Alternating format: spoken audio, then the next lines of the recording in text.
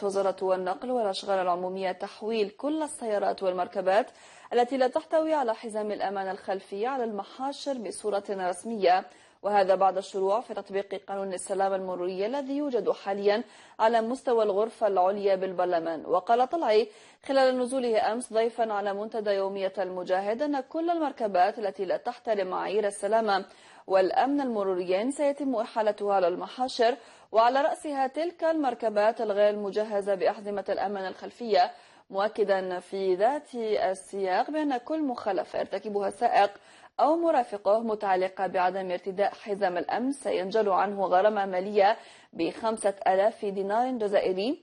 وأكد الوزير أن القانون الجديد سيحمل إجراءات ردعية جديدة وغرامات مالية، حيث سيتم تحرير مخالفات للراجلين الذين لا يستعملون ممرات الراجلين. وفي سياق منفصل قال أبو جمعة طلعي أن طريق السيارة سيتم تسليمه قبل سنة 2018. وبخصوص الدفع على مستوى الطريق فقد أكد المسؤول الأول أن القطاع بأن الحكومة لم تقرر بعد في الوقت الحالي قيمة وطريقة الدفع، مؤكدا بأنها ستتراوح ما بين 1 و2 دينار على أقصى تقدير. وبخصوص خطوط المترو قال ذات المسؤول أن الخط الرابط بين عين النعجة والحراش والمطار سيدخل حيز الخدمة سنة 2020.